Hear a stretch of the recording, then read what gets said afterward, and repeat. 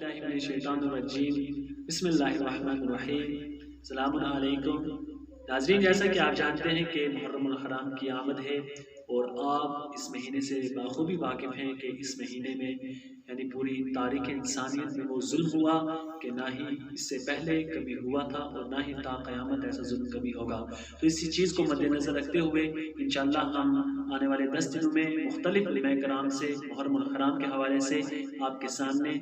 محرم الحرام کا پیغام اور میسج پہنچانے کی کوشش کریں گے۔ تو ناظرین، جیسا کہ آپ جانتے ہیں کہ آج کے جو حالات ہیں وہ بہت ہی خراب ہے کورونا کو لے کر، تو میں ریکویسٹ کر رہا ہوں اور التجا کر رہا ہوں کہ آپ تمامی حضرات اس چیز کو مد نظر رکھتے ہوئے اپنی عزاداری کو برپا کریں اور ساتھ ہی ساتھ عزاداروں کو اس چیز سے غمزدہ ہونے کی ضرورت نہیں ہے کہ شاید ہمارے یہ جو محرم ہے، موجودہ جو محرم، یہ اچھا نہ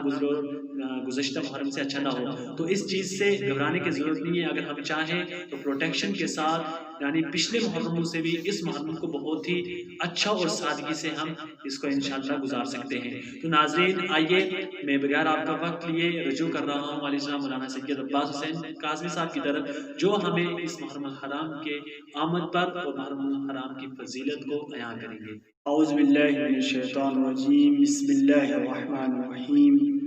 الحمد للہ رب العالمین، الصلاة والسلام علی اشرف الانبیاء والمرسلین، سیدنا و نبینا ابی القاسم المصطفى محمد۔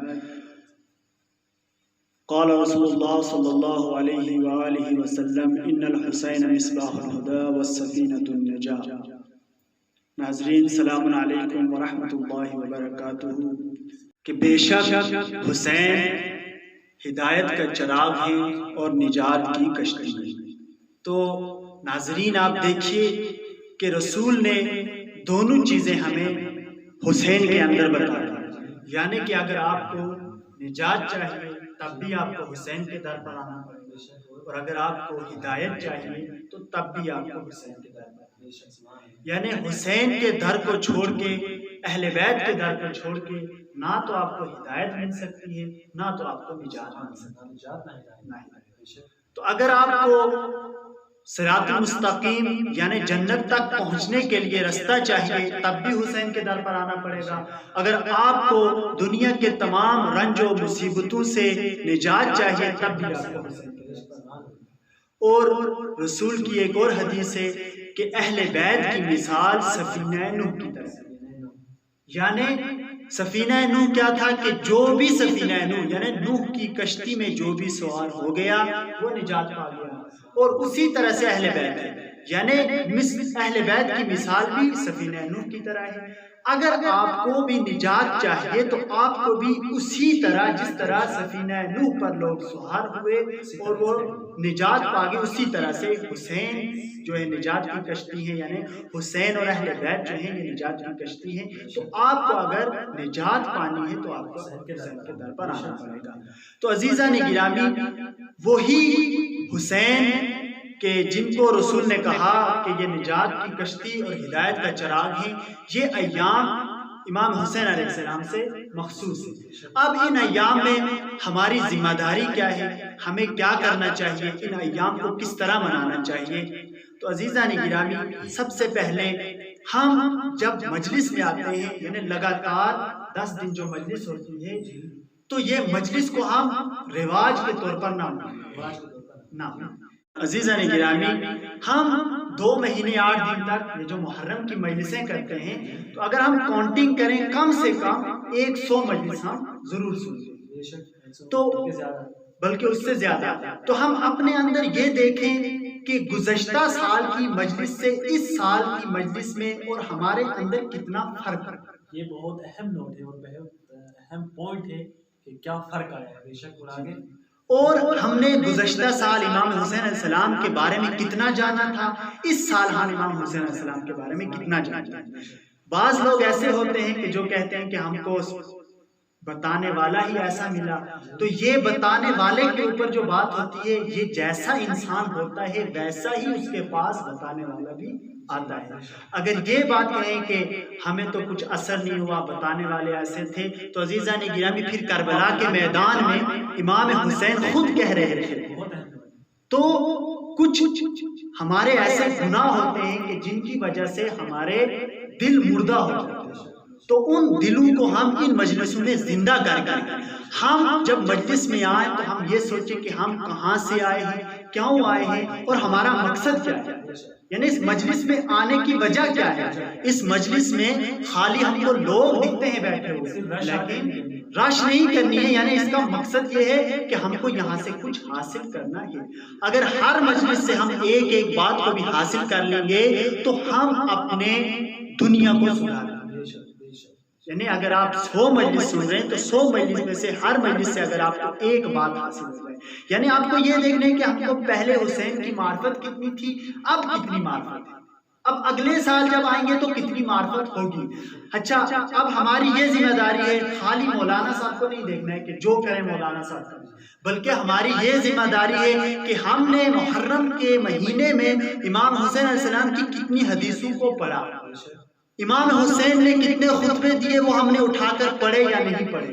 اگر ہم کو یہ بھی پتہ نہ چلے تو پھر ہمارا مجلس میں آنے کا کوئی مطلب نہیں ہے۔ اگلے سال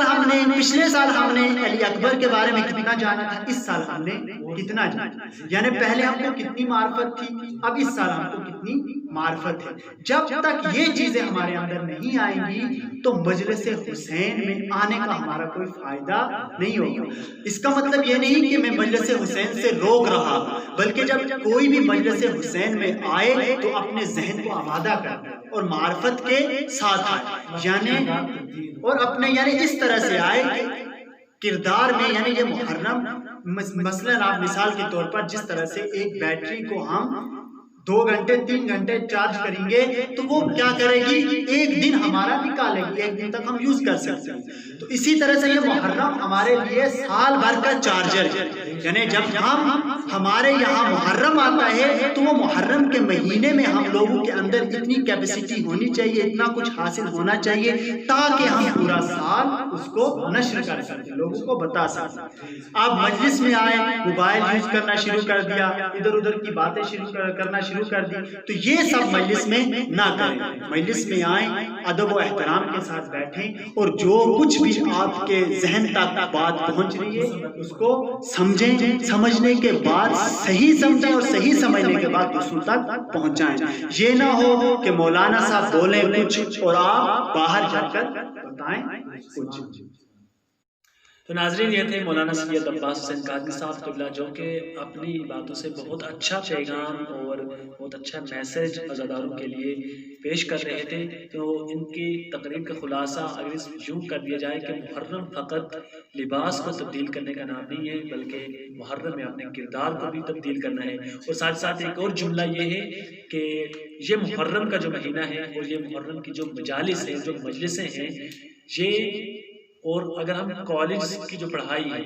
ان کے ساتھ اگر اس کو کمپیئر کریں تو وہ کالج کی پڑھائی ہمیں ڈاکٹر بناتی ہے، انجینئر بناتی ہے، اچھے عہدوں پر لے جاتی ہے، مگر حسین کی محنت سے ہمیں انسان بناتی ہے،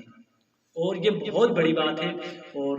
میں سمجھتا ہوں کہ ناظرین آپ کے ذہن تک ان کا جو پیغام تھا، میسج تھا، وہ پہنچ چکا ہوگا اور آپ اس کو سمجھ بھی چکے ہوں گے۔ اور ناظرین، ساتھ ہی ساتھ امام حسین السلام کی عزاداری کے کچھ مقاصد ہے، اور امام حسین علیہ السلام نے مدینے سے جو کربلا کی طرف جو سفر کیا اور کربلا کے میدان میں اپنی جان کو اصحاب انصار کے ساتھ جو قربان کیا خدا کی راہ میں، اس کے کچھ مقاصد ہیں۔ جیسے امام حسین علیہ السلام کیوں مدینے سے کربلا کے میدان تک آئے، تحریک کے مقصد امام حسین علیہ السلام کیا تھا، اور اس کے بعد امام حسین علیہ السلام نے ہمیں کون سی ہدایات دیے ہیں کہ ہم ان ہدایات پر عمل کریں اور محرم الحرام میں ان پر عمل پیرا ہوں اور عملی جاموں کو پہنائیں۔ اور اس کے ساتھ ساتھ علماء کرام عزاداری کے سلسلے میں کیا فرماتے ہیں۔ تو یہ وہ چیزیں ہیں کہ انشاءاللہ آنے والے 10 دنوں میں ہم کور کریں گے اور آپ لوگوں کے سامنے اس چیز کو چلتے ایک اہم میسج اور پیغام پیش کرنے کی کوشش کریں گے۔ تو ناظرین، آج کے لیے اتنا ہی، انشاءاللہ کل آپ کی خدمت میں ایک نئے ویڈیو عزادار حسین، عزادار حسین، عزادار